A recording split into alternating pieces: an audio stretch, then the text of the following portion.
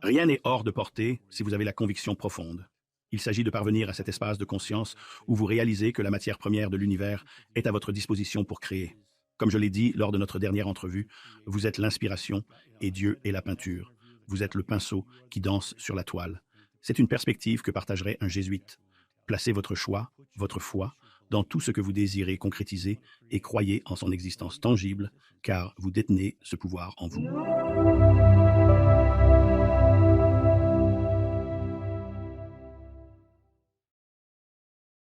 Je suis ravi d'accueillir à nouveau sur le plateau le champion en titre, John Davis. Eh bien, bonjour Alex, merci beaucoup. Je suis vraiment content de revenir et j'adore vraiment nos échanges. Je t'apprécie vraiment, mec. Merci énormément d'être revenu. Notre dernière conversation a été très fructueuse. Oh mon Dieu, pour moi aussi, c'était absolument formidable. Rencontrer beaucoup de nouvelles personnes formidables grâce à ta chaîne. Merci beaucoup. Tu sais, j'adore discuter avec toi. La dernière fois qu'on s'est parlé, je crois que nos derniers épisodes, en date d'aujourd'hui, ont atteint le demi-million de vues, ce qui est énorme. Beaucoup, vraiment beaucoup. Ni toi ni moi ne sommes Brad Pitt. Mais j'ai travaillé avec lui une fois. C'est une toute autre conversation. Une conversation tout autre. Il y avait un costume de poulet impliqué. C'était mauvais, jaune, vraiment très mauvais. Alors, très rapidement, pour les personnes qui n'ont pas écouté notre première conversation, pouvez-vous nous en dire un peu plus sur ce que vous faites et le type de souvenir qui a été particulièrement unique et qui est cet homme qui se trouve derrière vous? Qui est dans ce tableau? Oui, exactement. Si vous pouviez donner à tout le monde la version courte plutôt que la version longue. D'accord. En 1999, après que plusieurs voyants m'aient parlé d'une vie antérieure spécifique, j'ai subi une régression et je me suis souvenu de la vie de John. Yehanna Ben Zebadi, ou Jean le bien-aimé. Et ce tableau, je l'ai peint en l'an 2000, environ 6 mois après avoir vécu cette régression. Et voici le portrait de mon bon ami Jeshua Ben Joseph, qui est plus largement connu sous le nom de Jésus. Ce que je fais maintenant est une perspective très unique.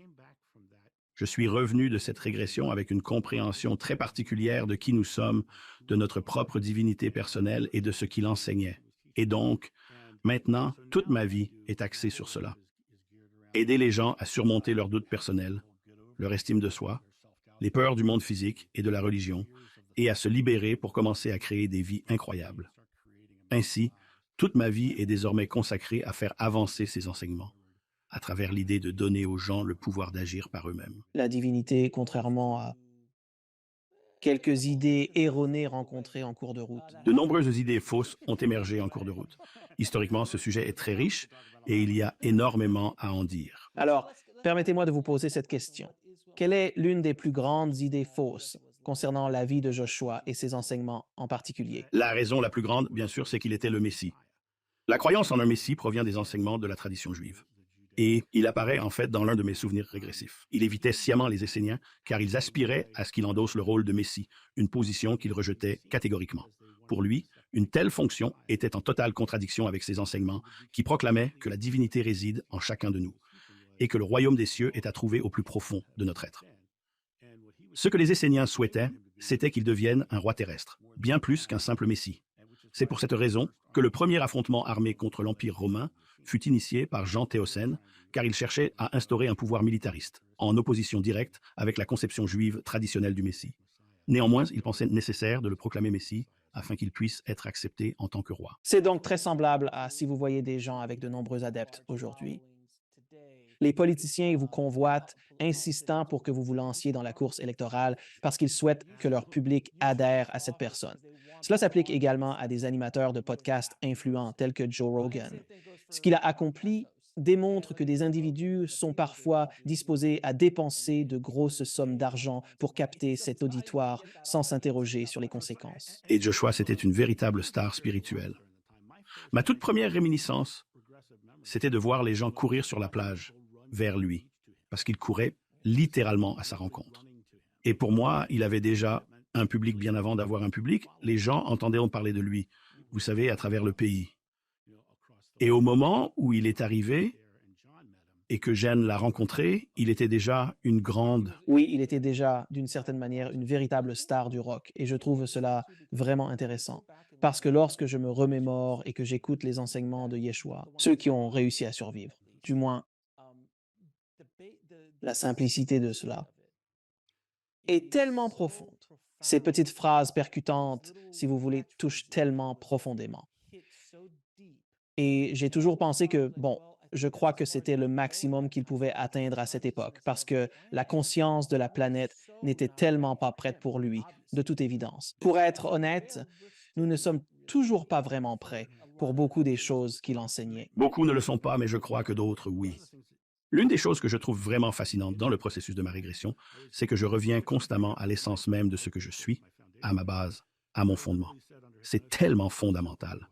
J'ai littéralement exprimé sous hypnose que c'était d'une simplicité déconcertante. Nous avons souvent du mal à saisir à quel point cela peut être simple, n'est-ce pas? Et en fait, lorsque j'observe les gens forger leur propre voie spirituelle, je me remémore une citation tirée de l'une de mes régressions qui disait « Lorsque tu es en quête d'un chemin, un chemin se déploiera devant toi, mais tant que tu ne ramènes pas ce chemin à ton propre être, tu ne trouveras jamais la porte. » Et cela, je vois les gens s'aventurer dans tous ces terriers de toutes ces choses diverses, et je pense que ce ne sont que des chemins. Je crois qu'en réalité, tout vient de l'intérieur. Et Joshua a dit « Le royaume des cieux est en toi. » Et dans l'évangile gnostique de Thomas, il dit « Le royaume des cieux est à la fois en toi et sans signification. La substance extérieure, c'est aussi toi. » Et donc, il s'agit vraiment de cette expression de la simplicité. C'est vraiment juste que tu crées et que tu es ici pour vivre l'expérience. Et ce que nous sommes en train de vivre, c'est en fait notre éloignement de cette essence pure, de cette source divine, quel que soit le nom que vous choisissiez de lui donner. Cet enseignement que vous venez d'énoncer s'oppose à de nombreux dogmes religieux propagés depuis plus de 2000 ans. Ces dogmes prétendent que la vérité n'est pas en nous. Ils affirment qu'il faut passer par eux pour accéder aux vérités supérieures, car ils prétendent détenir une plus grande sagesse.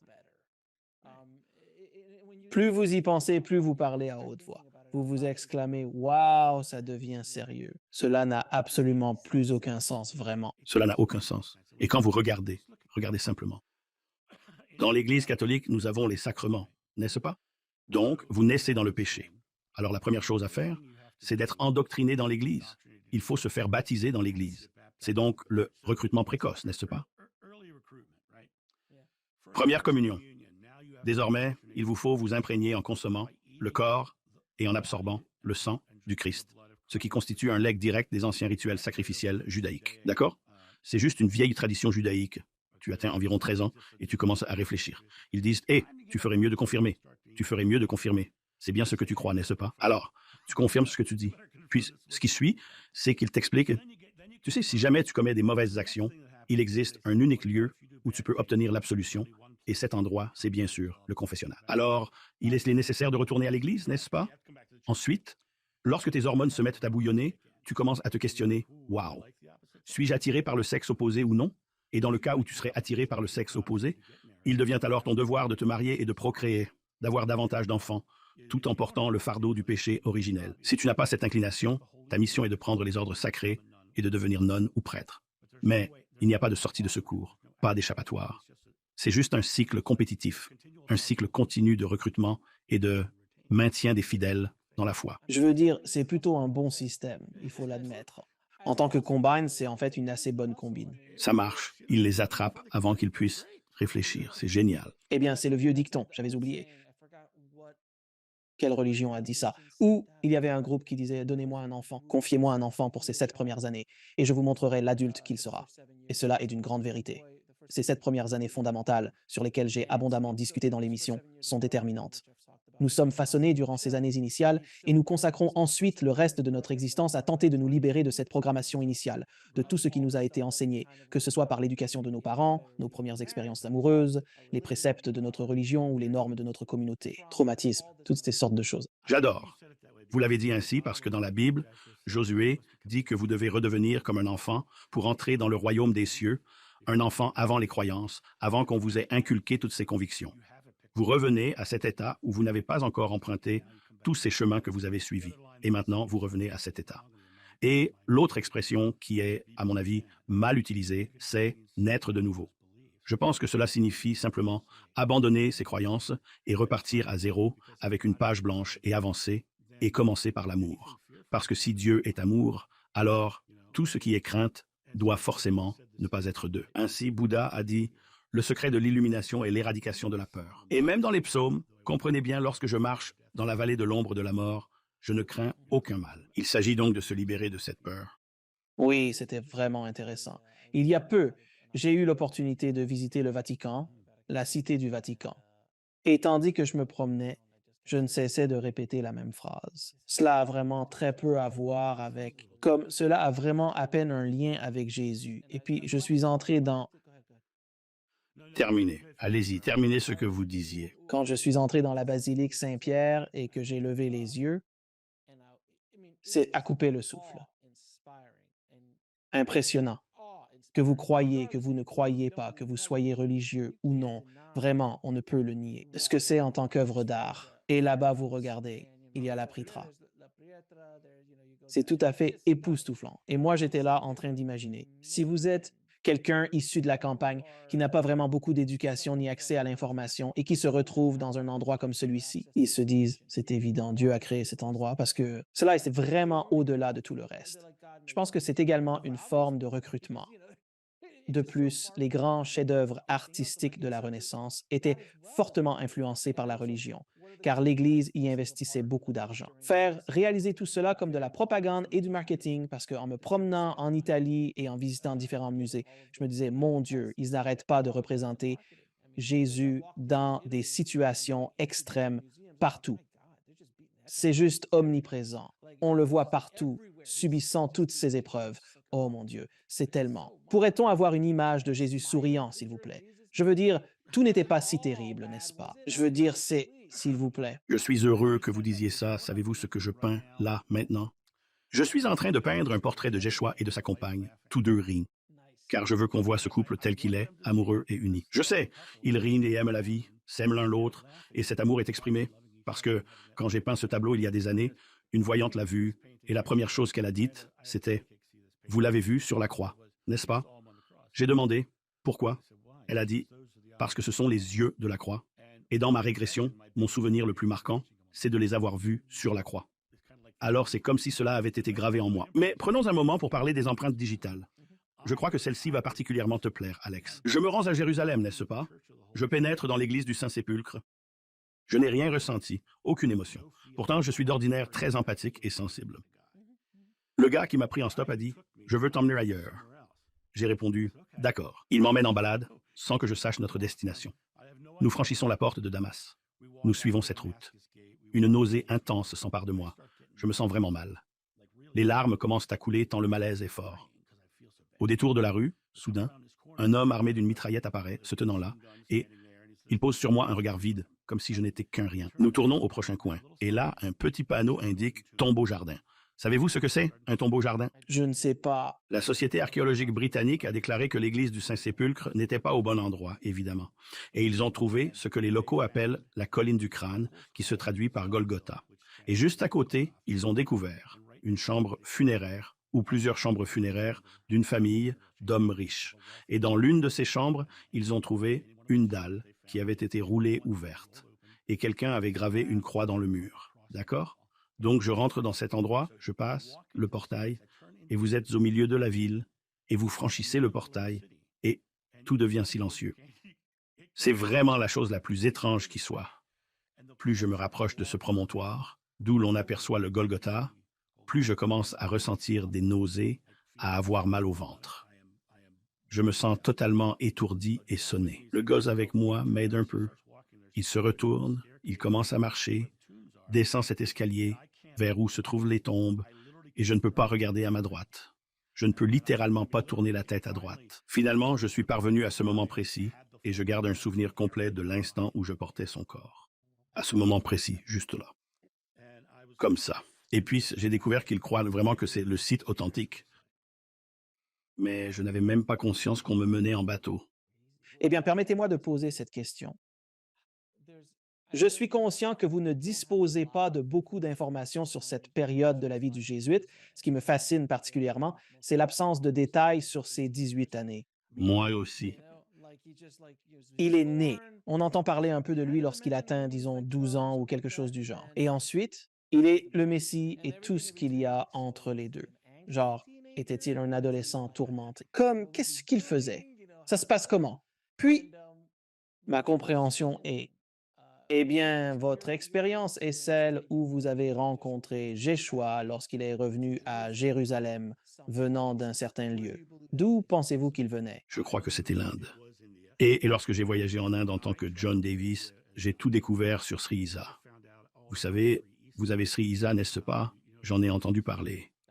Alors Sri Isa, ils vous diront où il était, ils vous raconteront le périple qu'il a fait. Ils vous diront tout ce qu'il a fait.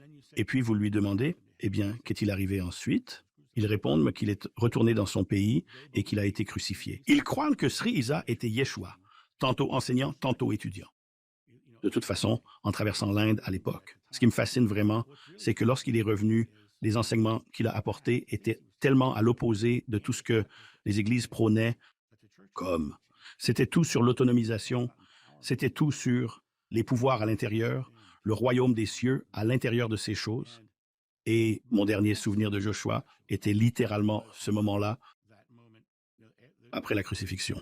Il y a une histoire dans la Bible de Pierre et Jean sur une plage et il apparaît sur le rivage. Mon dernier souvenir, c'est littéralement ce moment-là.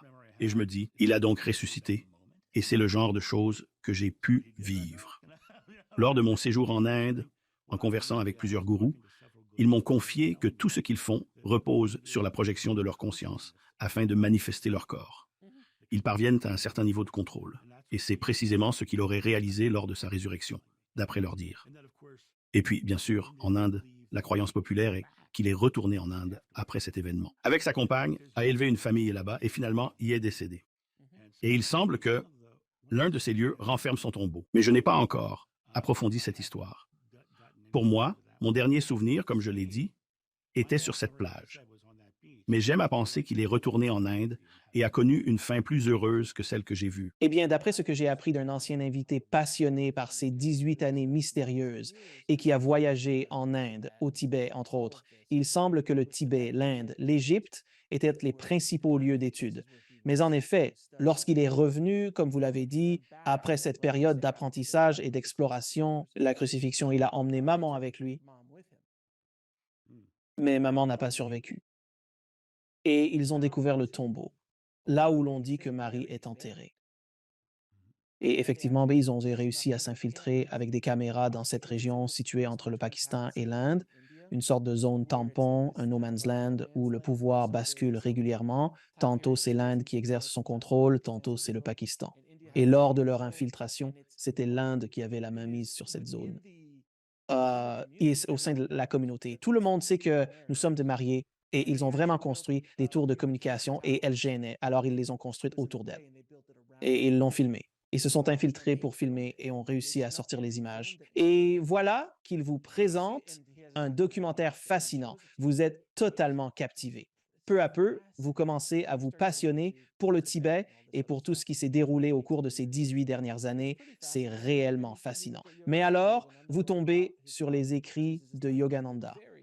Yogananda a consigné avec une grande précision la période de la vie de Jésus en Inde. Mais plus j'approfondis mes études, le yoga, l'histoire, les textes védiques et tout cela, ainsi que de nombreux enseignements de Jésus, étaient supposés faire provient directement d'eux. Je veux dire, c'est vraiment étrange dans ce sens. Toi et moi, on a tous deux ça sur l'étagère. La seconde venue de Jésus-Christ. Une lecture qui est longue, mais reste fascinante. Ouais, non, absolument. Ces enseignements étaient si éloignés du christianisme, si étrangers à la foi juive. Ils étaient vraiment une croyance orientale et même l'idée du concept de manifestation ou création. Krishna en a déjà parlé. Notre croyance est notre expérience. Et Bouddha a dit, ce que tu penses, tu le deviens, tu crées ton monde. Et Yeshua a dit, tel homme pense, tel il est, sache-le. Tout se résume vraiment à cela. Tout ce qu'il enseignait était en accord avec les enseignements orientaux, mais vraiment en décalage avec les conceptions occidentales. Et quand il est revenu, les conceptions occidentales étaient du genre « Hey, non, tu ne peux pas faire ça. Nous devons te faire l'un des nôtres pour que nous puissions te construire. » Je l'ai mentionné précédemment dans l'émission, mais je tiens à le répéter, au cas où vous auriez manqué cet épisode précis, chers auditeurs. Cela m'a véritablement stupéfié de ne pas avoir fait le lien entre ces deux éléments plus tôt. On l'a toujours appelé l'Église catholique romaine. Nous avons tous entendu cette expression. Ce n'est qu'en Italie que j'ai dit, oh mon Dieu, c'est incroyable. Constantin a fondé l'Église catholique romaine car Yeshua ou Jésus était devenu trop influent et incontrôlable. Il fallait donc instaurer une autorité pour maîtriser le peuple. Nous sommes aussi chrétiens partageant ces croyances. Puis, le Concile de Nicée a établi diverses doctrines. Eh bien, permettez-moi aussi de me lancer là-dedans, car dans les textes gnostiques, il est littéralement dit, ils demandent à Yeshua, vers qui nous tournons-nous quand tu n'es plus là? Il répond, allez vers Jacques le juste. Il ne désigne pas Pierre comme chef de l'Église. C'est Jacques qui l'établit comme chef de l'Église. Pierre a dû devenir le chef de l'Église, car c'est lui qui prêchait à Rome. Et il devait donc être le premier pape, ce qui fait de Rome le centre du pouvoir chrétien. Et donc, ce qui est particulièrement fascinant quand on plonge dans l'étude des textes gnostiques, c'est que l'on découvre toute une variété de ces écrits, et puis soudainement, on tombe sur certains textes qui incluent Pierre d'une manière qui semble déplacée et qui n'a aucun sens avec le reste du récit. On a l'impression que Pierre a été, en quelque sorte, simplement ajouté à l'histoire, comme pour assurer sa présence. Mais en réalité, il n'est pas du tout essentiel à l'histoire. Il n'apporte ni n'enlève rien au récit principal. Il est simplement inséré pour que son nom figure dans l'histoire, ce que je trouve vraiment intéressant, car Jacques est bien plus que cela. C'était en quelque sorte sidérant de comprendre, genre, le catholicisme romain a rencontré les Romains, Constantin, le Concile de Nicée, ils ont construit la Bible. En gros, c'est comme si on disait, oh, il faut retirer la réincarnation. Enlevons cela. Et puis, oh, cela ne marche pas. Ils en ont raté une. Ils en ont raté une. En fait, ils en ont raté deux. Qui disent-ils que je suis? Certains disent que tu es Élie, le prophète qui est revenu. Mais non, je vous le dis, Élie est déjà venu et ils l'ont rejeté, faisant référence à Jean le Baptiste. Ainsi, il était attendu des disciples qu'ils croient qu'Élie pouvait revenir sous la forme de Jésus de Nazareth, et Jésus lui-même devait croire que Élie pouvait revenir pour être Jean le Baptiste. Et puis, il y avait également l'histoire de l'aveugle. Les disciples demandent, qui a péché, cet homme ou ses parents, pour qu'il naisse aveugle? En fait, il est né aveugle, il n'aurait pas pu pécher avant de naître. Il y en a tellement. Quelques petits détails qui sont passés à travers les mailles du filet en passant à travers les mailles du filet. Bien sûr, tout à fait. C'est fascinant. Puis-je vous demander ceci, étant donné que vous possédez une forme d'expérience directe? Je n'ai pas souvent l'occasion de parler à quelqu'un qui se souvient personnellement d'avoir marché avec Jésus. C'était comment quand il guérissait les gens? Vous étiez là quand il le faisait? La guérison est vraiment un sujet tellement incroyable. Oui, j'étais présent et j'ai contribué à la faciliter, ce qu'il était. Il ne se serait pas qualifié de guérisseur, il se serait qualifié. De nos jours, il se serait qualifié de facilitateur de guérison parce qu'il croyait fermement que c'est votre foi qui vous guérit.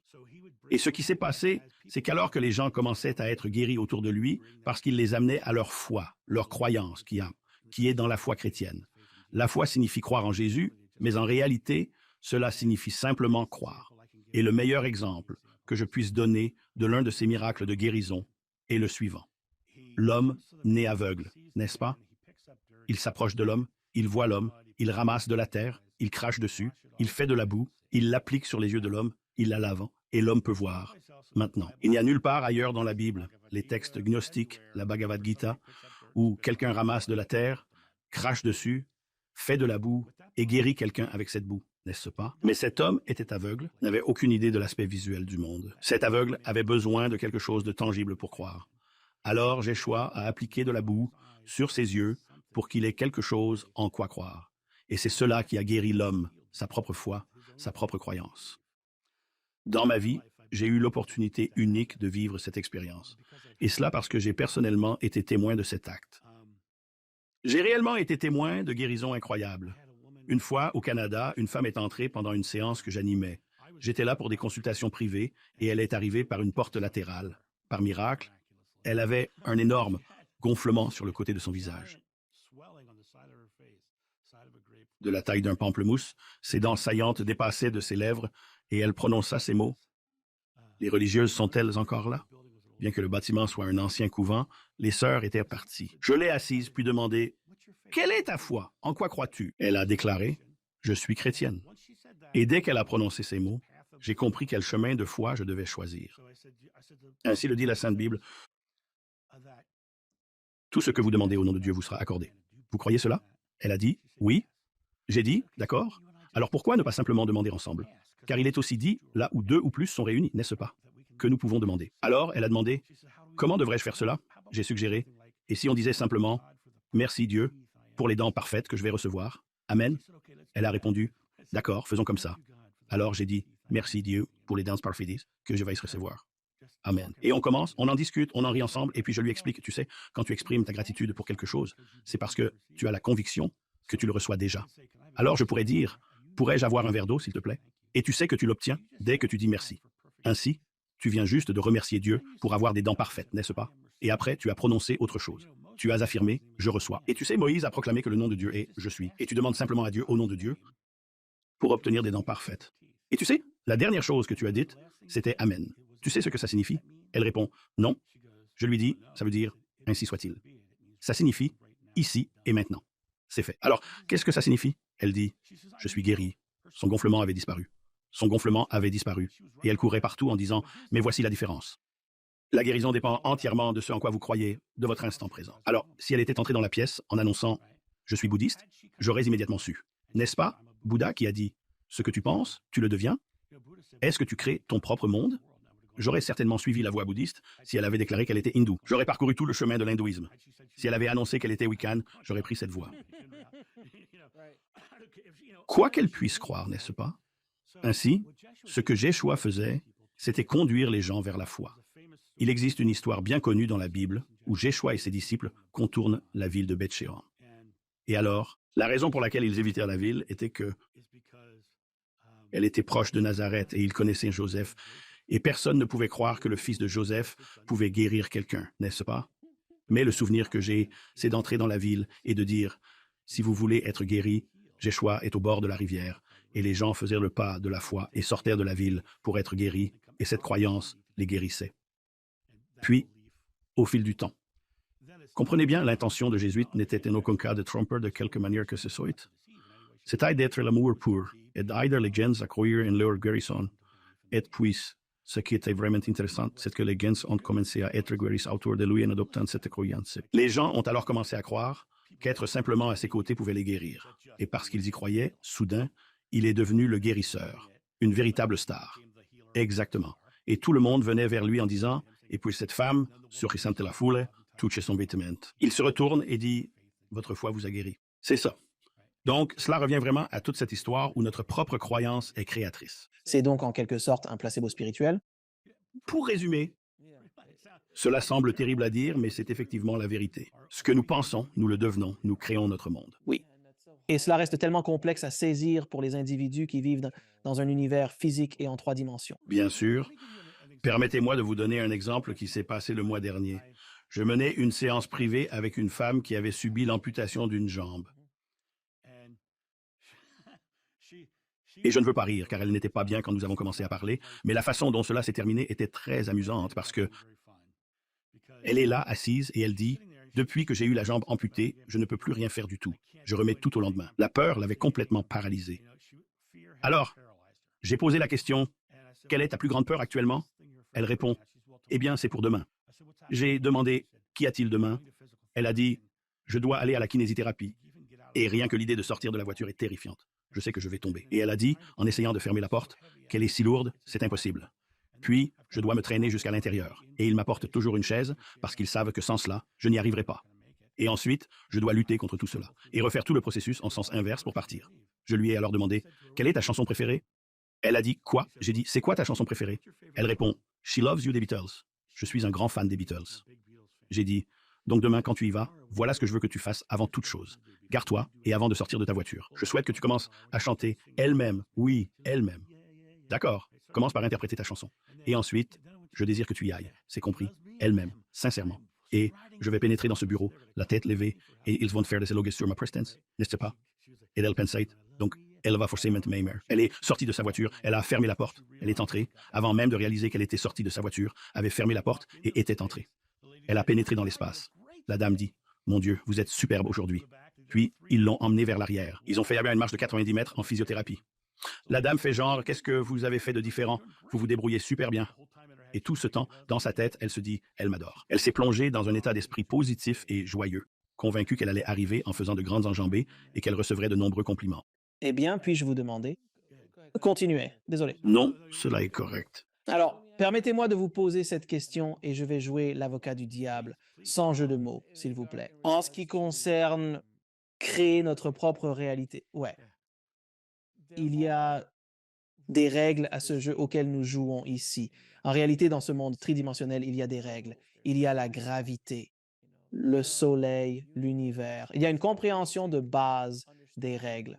Oui, la physique quantique dit que nous sommes essentiellement tous de l'énergie, mais si je te frappe au visage, tu vas le ressentir. Donc, il y a certaines règles. Alors, quand tu as parlé d'elles, je me suis dit que théoriquement, si nous avions la foi que nous pouvions être guéris, elle pourrait faire repousser un membre. Mais pourtant, cela va à l'encontre réalité fondamentale, celle vécue ici et maintenant. Ou est-ce simplement trop gros pour qu'elle puisse y croire? Vous m'avez pris de court avant ma fin. Est-ce un pas trop grand pour son esprit à franchir? Alors, quand on revient aux yogis et à la manière dont ils peuvent se biolocaliser et comment ils sont capables de l'éviter et comment ils sont capables de réaliser toutes ces sortes de miracles, entre guillemets, leur système de croyance et leur compréhension de la simulation, si vous voulez, ou le maya, ou l'illusion dans laquelle nous vivons, est à un tout autre niveau qui leur permet de créer des choses qui brisent toutes les règles. D'où Néo dans la matrice. Une fois que vous comprenez la matrice, vous pouvez commencer à la manipuler de toutes les manières possibles. Son esprit ne pouvait pas franchir ce cap à cause de tout le conditionnement subi, à cause de tout ce qui se déroulait. Cependant, il y avait certains qui peuvent s'en occuper. Ils sont un peu néo-débrouillards. Occupez-vous d'eux. Et cela, vous pouvez l'apprendre. Êtes-vous d'accord avec ce que je viens de dire? Oui, tout à fait. Permettez-moi de vous donner une autre analogie pour cela. D'accord, disons que c'est une analogie que j'utilise tout le temps. Si je suis un homme qui pèse 680 kilos, je ne peux pas prétendre être mince et vraiment le croire, n'est-ce pas? Parce que mes chaussures qui sont là en bas, je ne peux tout simplement pas les voir, n'est-ce pas? Hein? C'est comme si on disait youhou, tu vois? Mais je peux affirmer que ce que je reçois est un corps plus sain. Je me promène un peu plus loin jusqu'à la boîte aux lettres aujourd'hui, ou bien je privilégie de meilleurs aliments pour ma santé. Je suis le nom de Dieu, bien sûr, n'est-ce pas? Cela peut s'intégrer à mon expérience de vie. J'aime réfléchir au temps et à la matière qui composent l'univers, un peu de cette manière. Alors imaginez que je prenne un bateau et que je l'ancre en plein milieu d'une rivière. L'eau s'écoule depuis l'amont, glissant le long des flancs de ce bateau. Je me tiens au centre de mon bateau, à 30 mètres en avant de celui-ci. L'eau, dépourvue de forme, est simplement présente, là, à l'extérieur. Puis, elle s'approche doucement de mon embarcation. Elle se scinde et se moule à la silhouette de mon embarcation. Puis, une fois qu'elle a franchi mon bateau, elle produit un sillage et provoque un tourbillon, n'est-ce pas? L'eau représente à la fois le temps et la substance essentielle de l'univers. Le bateau est la forme de ma croyance. Le sillage est mon subconscient. Le plus cool, c'est que je peux choisir le type de bateau. Je peux choisir le type de bateau que j'ai, n'est-ce pas? Et la guérison. Puis-je croire que je suis sur un yacht? Probablement pas, n'est-ce pas? Ou un paquebot? Puis-je croire que je suis dans un bateau un peu meilleur que celui que j'ai aujourd'hui? Puis-je alors croire un peu mieux parce que j'ai créé le premier? Bien sûr, n'est-ce pas? Lorsque j'ai commencé à pratiquer la manifestation, les techniques de la loi de l'attraction, que je considère personnellement comme le marketing de la création. J'ai commencé petit. J'ai commencé par de petites choses à les attirer dans ma vie. Je vais vous parler d'une grande. Un matin, je terminais un spectacle dans le Maryland. Je faisais un spectacle d'escrime comique au Festival de la Renaissance. Et nous arrivions à la fin de notre saison. J'ai dit « Merci Dieu pour les voyages autour du monde. Je le suis. » Vous savez, je n'ai pas besoin de savoir comment ça va arriver. Il suffit que j'y croie. 2 heures plus tard, 2 types s'approchent de moi et disent « Hey, on adore ton spectacle. Ça te dirait de faire des spectacles pour l'USO? » J'ai répondu « J'adorerais faire des spectacles pour l'USO. » Lundi matin, je me pointe dans leur bureau au Pentagone. Je leur ai donné l'intégralité de mon kit de marketing. C'était mardi matin, le 11 septembre. 3 semaines après, je suis allé en Islande, Angleterre, Norvège, Allemagne, Belgique et Pays-Bas. N'est-ce pas remarquable? Au final, j'ai parcouru 16 pays grâce à l'USO. Au cours de cette période, un écrivain qui avait pris connaissance des prophéties révélées par Paul Solomon m'a approché. Il a mentionné cette histoire fascinante de l'apôtre Jean, supposé se rendre en Égypte, un sujet tellement dense qu'il mériterait à lui seul une vidéo dédiée. Alors il me dit « Puis-je vous emmener en Égypte ?» Donc je suis allé en Égypte pour un mois. Pendant que j'étais là-bas, j'ai rencontré un autre gars qui a dit « J'aimerais vous emmener au Pérou. » Alors nous sommes allés au Pérou. Finalement, il m'a emmené en Israël, en Grèce et en Jordanie. J'ai visité 30 pays maintenant. J'ai payé pour y aller seul. J'ai payé pour aller dans un seul. L'astuce, c'est vraiment d'entraîner son esprit à croire qu'on peut tout faire. Et la guérison, c'est comme pour tout le reste dans la vie. Il s'agit de manifester. Je le prends vraiment comme si c'était mon Amazon.com. Je passe ma commande. Peu importe le chemin qu'ils empruntent pour la livrer, je sais juste qu'elle va arriver à ma porte. Une chose que je pense qu'il faut aussi clarifier pour ceux qui écoutent, c'est que ça ne se fait pas toujours selon votre calendrier, n'est-ce pas? Eh bien, ça prend un moment. Parfois, ça prend un moment. Ça pourrait prendre un petit peu de temps. Patienter. Je tiens vraiment à souligner ce point car en ce qui concerne la manifestation, c'est d'une importance capitale. J'ai essayé de manifester, grandir dans l'industrie du cinéma pendant environ 20 ans, pour être tout à fait honnête. J'avais du talent et j'avais vraiment beaucoup de choses à accomplir pour réussir, mais j'étais toujours bloqué. C'était comme si quelque chose m'arrêtait constamment. C'est extrêmement frustrant. Ouais. Je pourrais dire pourquoi maintenant. Mais à cet instant, je lâche prise de cela. C'est arrivé. Tout a commencé à surgir. Et puis, quelque chose pour lequel j'aurais tué, comme mon Rolodex, est idiot. Je ne l'utilise pas. Mais tu sais, ce qui est drôle, c'est que j'ai un Rolodex. Je suis surpris que tu aies encore un Rolodex. Tu vois ce que je dis? Ma liste de contacts. Au fil des années, après avoir fait des milliers d'épisodes, d'émissions, parlé à des lauréats, des Oscars et ainsi de suite, dans l'industrie cinématographique, j'ai littéralement des centaines de personnes que je peux appeler. Et pourtant, je n'ai jamais passé un seul appel pour demander quoi que ce soit pour moi-même. Jamais. Et pourtant, ces gens continuent d'affluer. Et maintenant, cela se produit aussi dans le domaine spirituel. Ma liste de contacts dans l'espace spirituel est plutôt fournie.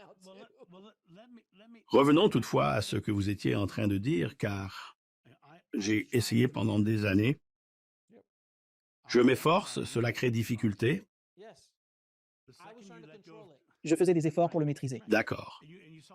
Et vous avez mentionné que parfois, cela peut prendre 1 minute. Je dis que si on fait abstraction du temps, cela se produit plus rapidement. Alex, je vais te raconter une histoire de manifestation dans laquelle tu es directement impliqué.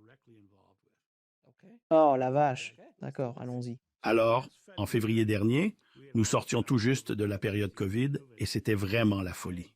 Durant cette pandémie, pour me maintenir à flot, j'avais accumulé pas mal de dettes. Et j'ai dit, merci Dieu pour les revenus abondants que je reçois, pour rembourser toutes ces dettes avant mon anniversaire. Amen. Tu sais ce qui m'est arrivé le lendemain? Alex Ferrari. J'ai reçu une réponse à un email que j'avais envoyé 4 mois plus tôt. Salut John, ici Alex Ferrari de Next Level Soul. J'aimerais vous inviter sur ma chaîne pour une interview. J'ai dit, super. Donc je vais sur votre chaîne.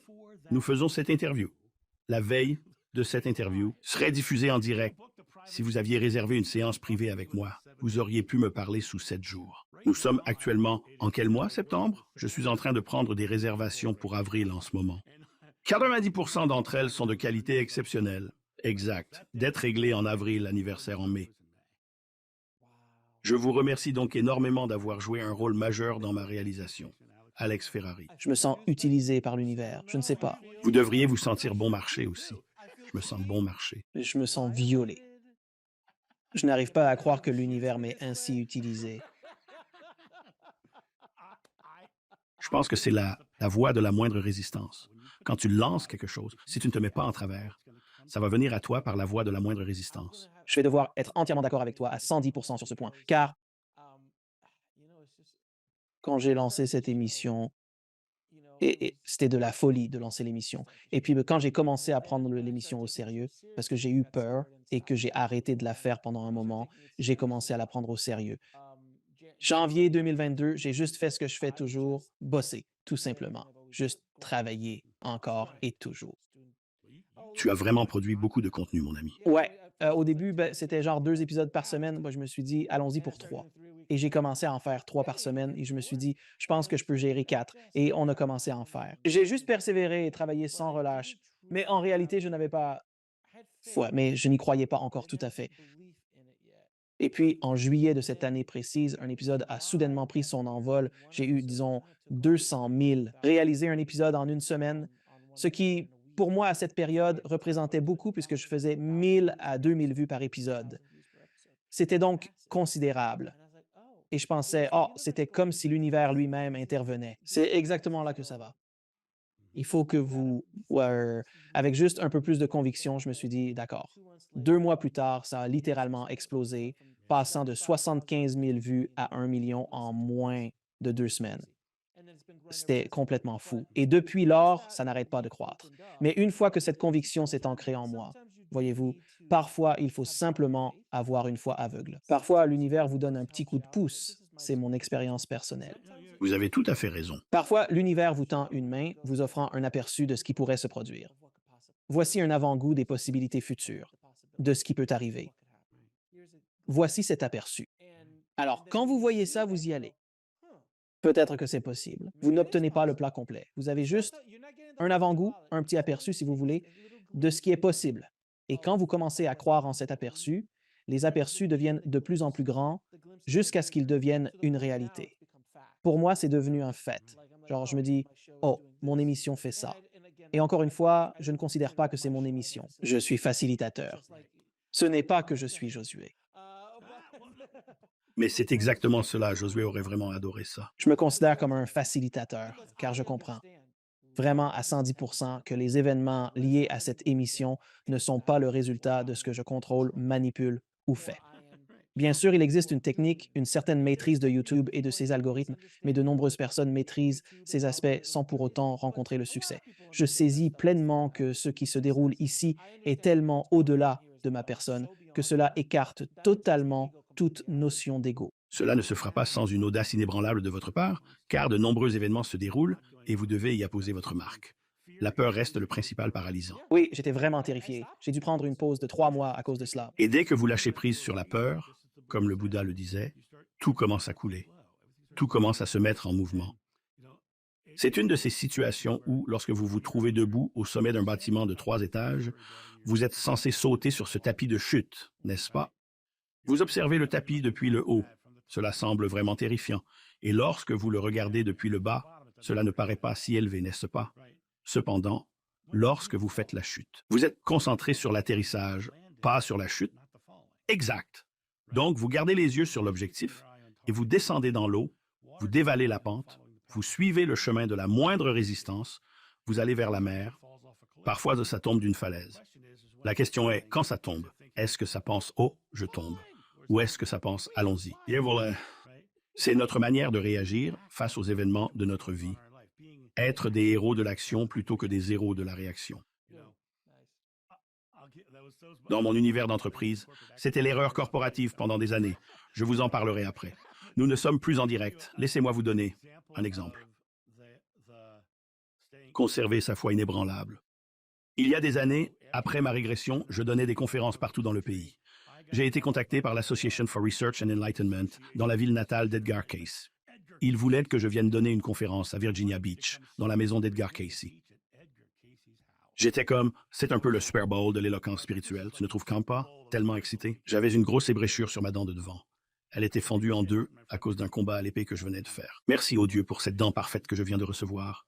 Amen. J'ai passé commande d'un sandwich dans un petit snack du quartier. Je me suis assis et allumé la télévision et ai mordu dans le sandwich. Là, une de mes dents s'est brisée net. À ce moment-là, j'avais un choix à faire. Je pouvais me dire, bon, ça n'a pas marché. Ou alors, super, je me demande où ça va me mener. Bien sûr, j'ai choisi la deuxième option. Quelques heures plus tard, je reçois un appel d'un directeur d'un festival en Floride où j'avais travaillé l'année précédente. Elle a dit, « John, comment ça va? » J'ai répondu, « Je te jure devant Dieu, je viens de perdre un bout de dent. » Elle dit, « C'est vraiment bizarre que tu me dises ça aujourd'hui. » Je demande pourquoi. Elle dit, « Eh bien, je viens juste de devenir présidente d'une organisation qui aide les artistes de Festival Renaissance à obtenir des soins médicaux et dentaires gratuitement. » J'ai dit, « Vraiment? » Pour faire court, elle m'a envoyé l'argent expressément pour obtenir ma dent réparée, n'est-ce pas? Mais l'important, c'est que quand je suis tombé de la falaise, je n'ai pas abandonné.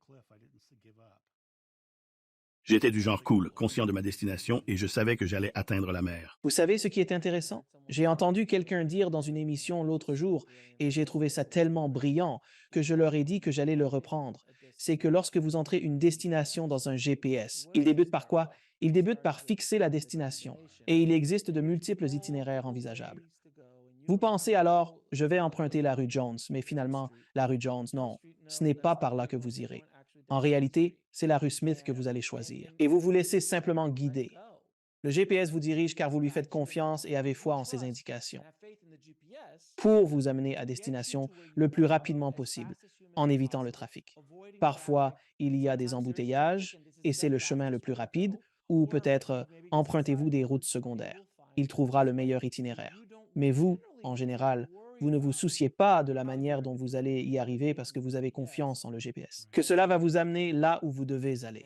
Et je me disais, c'est ainsi que vous devez considérer l'univers. Vous déterminez la destination, la voie à suivre et la durée du trajet. En réalité, c'est du domaine de l'univers et vous devez simplement vous laisser guider par le périple. Et moins vous vous en souciez, plus rapidement cela se produit. Alors, je vais vous raconter une petite histoire personnelle. Je ne pense pas avoir déjà partagé cette histoire dans l'émission auparavant. Oh, super. C'est une histoire de manifestation. C'est probablement l'une des plus incroyables de ma vie. J'étais au Mexique, seul. J'étais aux 3 ans de célibat à ce moment précis. 2 ans et demi s'étaient écoulés depuis une douloureuse rupture. J'avais la trentaine. Non, 30 ans. J'avais 30 ans. Et je revenais en volant. Je suis allé au Mexique seul. J'ai visité Chichen Itza et Tulum. Et j'ai juste traîné. Je voulais aller voir ces pyramides dans ces édifices. Et alors que je revenais en avion, en Floride, et je pense, tu sais bien Dieu, je ne l'étais pas. Tu sais, Dieu a existé toujours. C'est là j'ai dit, tu sais, mon Dieu, ce serait bien si je pouvais rencontrer quelqu'un à aimer et qui puisse m'aimer en retour. Je pense que je suis prêt. 3 semaines plus tard, ma femme est entrée dans ma vie. 3 semaines après, de la façon la plus étrange imaginable. Je garderai ça pour hors antenne. Mais elle est apparue et depuis, nous sommes ensemble. C'était l'une des premières fois que je voyais ça. J'étais genre, oh, c'est bien avant la révélation du secret, bien avant toutes ces révélations. Là, tu te dis, oh, c'est plutôt intéressant, n'est-ce pas? Et pourtant, c'était un détail insignifiant, absolument insignifiant. Je n'y pensais vraiment pas tous les jours. Je me dis, oh mon Dieu, j'ai juste dit, salut, ce serait sympa. Ce sont ces mots exacts. Je me dis, ce serait sympa. Dans la Bible, l'histoire d'Adam et Ève, ils ont mangé du fruit de l'arbre de la connaissance. Ils ont été chassés du paradis. Le paradis est une sensation subjective. Ce serait agréable, une sensation subjective, non? Dieu nous parle en ressenti, pas en pensée. Nous devons répondre dans la langue qu'il utilise. Alors on dit, ce serait agréable. Tu dis littéralement à Dieu que c'est ce que tu recherches, n'est-ce pas? Quand tu traverses une épreuve désagréable, c'est Dieu qui te dit « Hé, c'est dur pour toi, ne fais pas ça ». Je commence à penser que je crée avec joie quelque chose d'unique. C'est lorsque je vois des individus se guérir par eux-mêmes. Et Alex, crois-moi, j'ai été témoin de tant de cas où des personnes se sont guéries elles-mêmes. Il existe des listes. Une amie à moi avait une tumeur au cœur. Incroyablement, elle s'est guérie toute seule en 6 mois. Le médecin ne comprend pas comment la tumeur a pu disparaître, tu vois. Mais au final, cela revient toujours à ce moment où l'on exprime simplement ce sentiment. Son truc à elle, c'était de vivre joyeusement une vie heureuse et amusante. Et elle n'avait plus de tumeur. Exactement. Et quand tu parles à Dieu, à l'univers, à la conscience, ou peu importe comment tu veux l'appeler, quand tu lui parles dans le langage des émotions, ta conversation est claire et s'établit dans les deux sens. Mais dès que tu commences à tout intellectualiser, je me souviens de la séance que j'ai faite pour toi. Et c'était une séance très étrange pour moi parce que il s'agissait d'exprimer des sentiments et de ressentir pleinement cet espace avec toi. Mais je pense que c'est là que tu te trouves. Et quand je considère l'idée de... Quand je manifeste quelque chose, ma vie, je considère juste le monde comme amusant. Et quand je décide que je veux quelque chose, je dis juste, d'accord, je l'obtiens. Voilà. Et je connais tellement de gens qui croient la lutte est synonyme de croissance. Eh bien, c'est la mentalité de l'acharnement. C'est l'acharnement, la mentalité de labeur qui est l'une de mes autres marques, bon sang. J'étais genre tout à propos de l'effort et de l'acharnement et de l'effort. Eh bien, c'était le programme. Et j'avais comme principe que tu dois travailler dur pour ton argent. Il faut avoir une bonne éthique de travail. Et jusqu'à un certain point, c'est bien. Il faut vraiment avoir une bonne éthique de travail parce que tu ne peux pas rester assis à manger des bonbons et t'attendre à ce que des millions et des millions de dollars tombent du ciel. Il faut fournir des efforts dans ce processus. Il faut l'avancer. Mais comme toi, tu injectes de l'amour dans ce que tu entreprends. Et cela me fait penser à l'époque où j'ai lancé ma chaîne YouTube, il y a de cela 2 ans. Depuis, j'ai mis en ligne pas moins de 1200 vidéos. Pour moi, ça n'a jamais été considéré comme un travail, tu vois. J'étais passionné par le fait de partager des informations utiles qui pouvaient vraiment aider les gens à s'élever, leur propre force, leur propre nature divine. Alors, ces 1200 vidéos, c'était bien cela, n'est-ce pas? Oh, je l'ai fait sans cesse, tout à fait naturellement, comme l'eau coule, parce que je l'ai fait en continu et elle ne cesse de jaillir. Et je persiste à les faire. J'adore vraiment avoir ces conversations, mais c'est bien plus que cela encore. Et ça se voit. Je suis vraiment curieux, je suis vraiment impliqué avec mes invités. Mais maintenant, plus que jamais, je commence à réaliser l'effet que cela a sur mes invités, exactement comme vous l'avez si élégamment exprimé, mais également sur les auditeurs. Et c'est une raison majeure du lancement récent de Next Level Solo Espagnol. Ainsi, nous traduisons tout notre contenu en espagnol aussi. C'est incroyable. Vous êtes déjà traduit, vous n'êtes pas encore sorti. Ah, vraiment? Est-ce que je parle comme Speedy Gonzalez? Non, ce n'est pas vrai. D'accord, bien. Tu ne dois pas dire Speedy Gonzalez, tu pourrais être annulé. Alors cesse cela. Je suis d'origine latine et cela m'offense. C'est exact. Si vous mentionnez Dom de Louise, cela me vexe inévitablement. Regardez-moi, Le très grand homme de Louise. le grand Dom de Louise. Le grand homme de Louise. Non, non. Cela constitue l'une des raisons pour lesquelles nous avons commencé à travailler sur les langues. Nous allons commencer à utiliser plusieurs langues parce que l'impact de ces histoires et de ces conversations sur les gens est théâtral. Et c'est difficile de saisir cela quand on se contente de les faire. Vous voyez des chiffres. Vous vous dites, ah ouais, tant de personnes l'ont regardé, super. Mais quand vous commencez à entendre les histoires de ce que ça fait aux autres êtres humains et changer des vies. Une personne m'a envoyé un courriel en me disant, j'étais athée jusqu'à ce que je vois cet épisode. Je ne suis plus athée maintenant. Merci. Et là, je me dis, bah, c'est quoi ça? Ah, c'est intense. Énorme, vraiment. Et Alex, laisse-moi te dire quelque chose d'important. Il m'arrive de faire des séances privées qui durent parfois entre 10 et 12 heures chaque jour. Chaque jour, quelqu'un complimente Alex Ferrari. Arrête donc cela. Non. Tous les jours, j'entends une âme d'exception. Tous les jours, j'entends des gens dire « Je l'adore, tout simplement ». Tous les jours à propos de toi. Alors, tu devrais savoir que le travail que tu fais est vraiment bon. Et c'est parce que tu y apportes ton authenticité. Et c'est cela qui attire les gens. C'est que tu ne viens pas avec des jugements. Tu agis toujours par amour. Et lorsque tu agis à partir de cet espace empli d'amour, c'est exactement ce que tout le monde aspire à trouver, à savoir être enveloppé d'amour. C'est précisément ce que tu accomplis. Tu entoures de cet amour non seulement les personnes qui suivent ta chaîne, mais également tous tes invités. J'attendais avec une grande impatience notre conversation d'aujourd'hui, simplement parce que j'ai une profonde estime pour toi. Je suis touché par cela. Même année, cher ami. Tu vas bien, mon pote? Je suis reconnaissant pour ça. Vraiment, mon ami. Et ça te revient aussi. Revenir 2 fois dans l'émission, ça veut dire quelque chose. Donc, si tu es dans l'émission plus d'une fois, ça signifie que il y a plus à dire ou que j'apprécie nos conversations ou tu pourrais apporter plus de valeur à mon public et nous pourrions explorer différents domaines, mais maintenant, plus que jamais auparavant, il est devenu rare que les gens reviennent simplement parce que je n'ai pas ce qu'il faut. Eh bien, vous êtes débordé. Oh mon Dieu, je pourrais en faire un par jour pendant les 2 prochaines années et nous sommes complets, si nous le voulions, si je le voulais. D'accord. Mais je suis extrêmement reconnaissant que vous ayez décidé de me reprendre et encore plus reconnaissant. À envisager quelque peu comme un ami, Je suis vraiment reconnaissant pour ça, mec, sincèrement reconnaissant. Merci infiniment. pas de souci. Alors, revenons brièvement à la figure de Yeshua. Quel est le message de Yeshua que vous aimeriez que tout le monde entende pour vraiment connaître, disons, Rien n'est hors de portée si vous avez la foi en vos propres capacités. Il est essentiel d'atteindre un état d'esprit où vous comprenez que la substance même de l'univers vous est offerte pour créer. Lors de ma dernière entrevue, j'ai exprimé que vous êtes l'inspiration, tandis que Dieu représente la peinture, le pinceau et la toile, tel que le dirait un jésuite. Incorporez votre choix, votre conviction dans tout ce que vous souhaitez créer et ayez foi en son existence, car vous détenez réellement ce pouvoir. Là où vous avez marché avec Jésus, les souvenirs que vous gardez de lui. Au fait, faut-il dire Jésus ou Yeshua? J'ai appris que Jésus pouvait se traduire par Isus, une sorte de salutation à Zeus. C'est une interprétation de la traduction du nom Jésus. En Inde, on l'appelle ainsi le. Le Coran, quant à lui, le nomme. Sache, je dis Yeshua, qui au fait, j'ai vu une interview que tu as faite avec quelqu'un d'autre, et cette personne a dit Yeshua avec un I, et tu as répondu avec un J. Et là, je me suis dit, voilà mon gars. Il arrive que ce soit Yeshua et d'autres fois, c'est Yeshua. Il est connu sous de nombreux noms.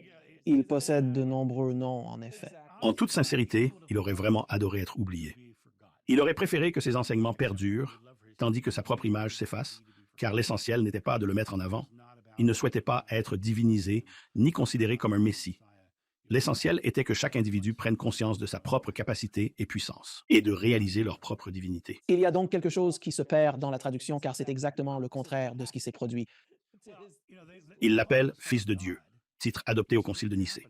Pourtant, dans la Bible, il ne s'autoproclame pas ainsi. Il affirme « Je suis le Fils de l'homme ». Donc, un fils d'homme, c'est un humain, comme nous. Il était extrêmement difficile pour les personnes de cette époque, et même pour celles d'aujourd'hui, de comprendre que le pouvoir réside en vous-même. Zakra, mais je pense que de plus en plus de personnes s'ouvrent et prennent conscience de cela. C'est ce qui se passe avec ce genre de grand changement qui est en train de se produire. Cette émission n'aurait pas le nombre de téléspectateurs qu'elle a si les gens n'étaient pas intéressés. Ouais, la différence entre maintenant et quand j'ai eu ma première régression, parce que j'ai délaissé le travail spirituel pendant 10 ans, parce que personne ne pouvait comprendre ce dont je parlais, tout ce qu'ils entendaient, c'était la vie antérieure. Et la différence entre cette époque et maintenant est spectaculaire. Tout le monde s'éveille à son propre pouvoir en ce moment.